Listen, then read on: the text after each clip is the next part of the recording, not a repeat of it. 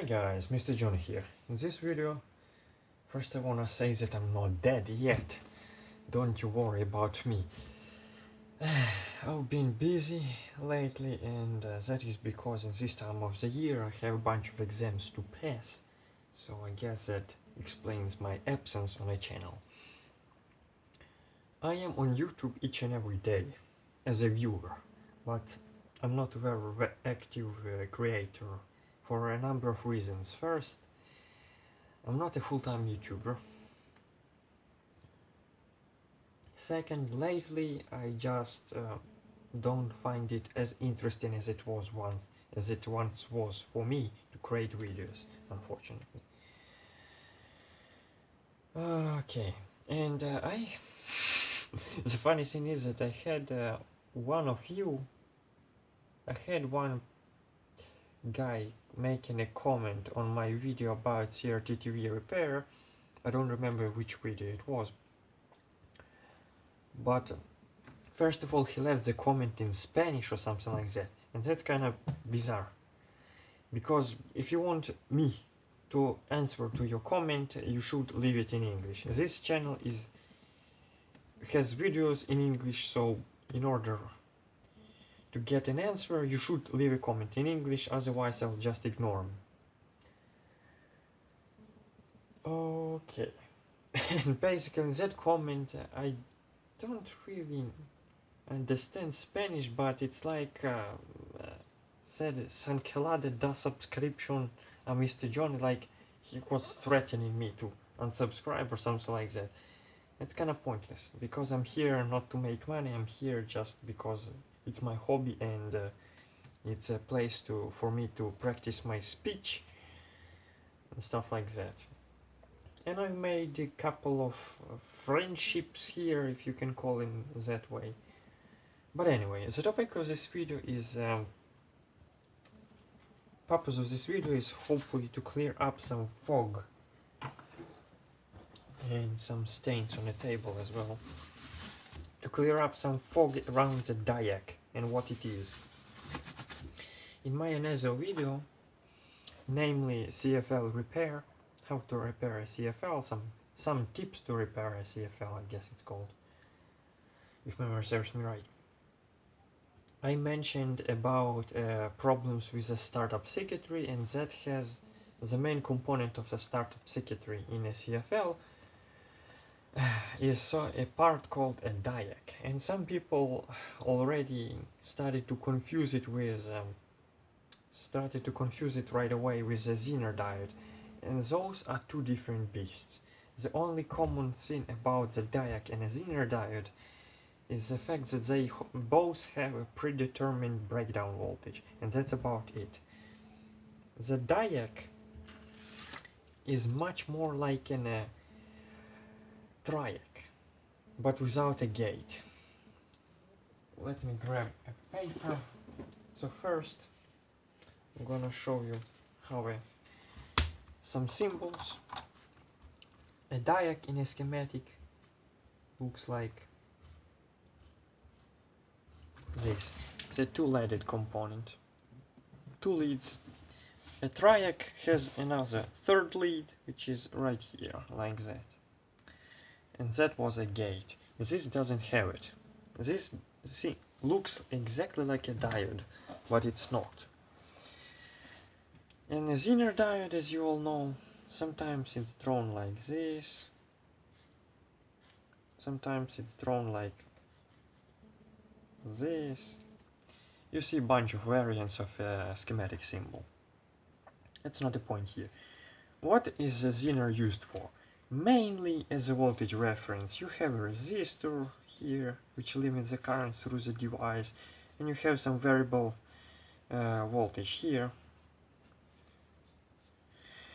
You feed here some variable voltage and it provides a stable voltage drop across itself. Alright, you can use it in crowbar circuits as a voltage reference for some voltmeters and whatnot. Bunch of stuff. But the thing about the Zener diode, let's say it's a 12 volt Zener diode, alright? And you have 14 volts here. It will conduct. Great. But then after you slowly ramp the voltage down to, let's say, 10 volts, you'll have 10 volts here. And what does it mean? Previously we had 14 volts across here, and 12 volts across here and here. That means that the Zener was conducting, but now you have 10 volts across here and the same amount across here. That means that the Zener is not conducting anymore. And that's the main difference from a DIAC. DIAC, if you put it in the same circuit,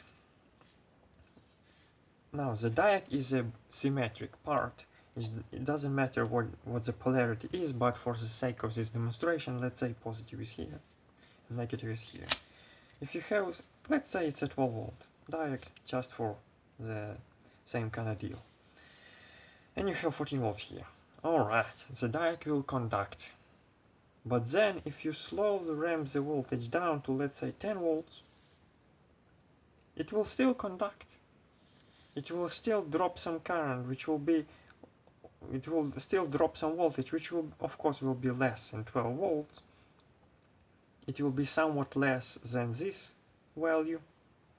I don't know how much, but it will be, because the current is flowing, alright? Because the DIAC is conducting, current is flowing, there must be a voltage drop across the resistor. That's the way it is. So that's the main difference. DIAC latches, Zener does not. And why is it important to use a DIAC in a startup circuit? Well, a startup circuit looks something like, you have your transistor, up, lower, upper, it's a half bridge, you have your base coils, and you normally inject a startup signal right here into the base of the lower transistor, and you have a DIAC here, and you have it connected to a capacitor, and the capacitor is charged through a resistor from the positive rail. Something like this. See? Why it is important? You switch the thing on, there is voltage here, the capacitor slowly charges through the resistor, so the charge waveform looks something like this. And this is your threshold, which is the actual amplitude is determined by the breakdown voltage of a DIAC and plus some forward voltage of a base emitter junction. But then, when it conducts, as I mentioned, it latches. That means that it will dump the entire or the vast majority of charge from this capacitor into the base of the lower transistor and will make a nice juicy pulse that will reliably start up the oscillation.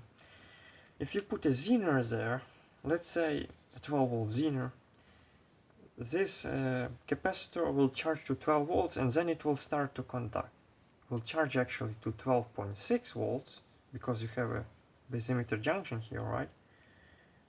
It will charge to 12.6, then some current will flow, and that's it. It will regulate itself. You will have 12.6 volts here, right here. It won't work. The DIAC is like a switch. Once it's latched on, it will keep itself conducting until the current through it will fall below a value called holding current. There are some parameters to a DIAC which are very similar to parameters for a thyristor or a silicon controlled rectifier or a triac, which is, as a triac is a symmetric part. It's like two thyristors back-to-back anti-parallel connection.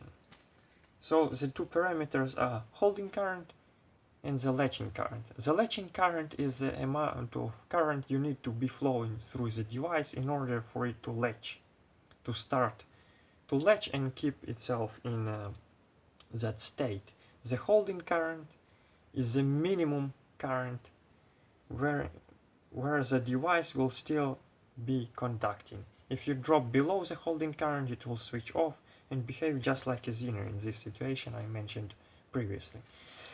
Now, unfortunately, I can't do a demonstration for you here because I have only 32 volt DIACs, and they obviously won't conduct before that value, before that voltage, at a voltage lower than that value I mentioned. But my power supply only goes to 21 volts. I will see. If I get some feedback on this video,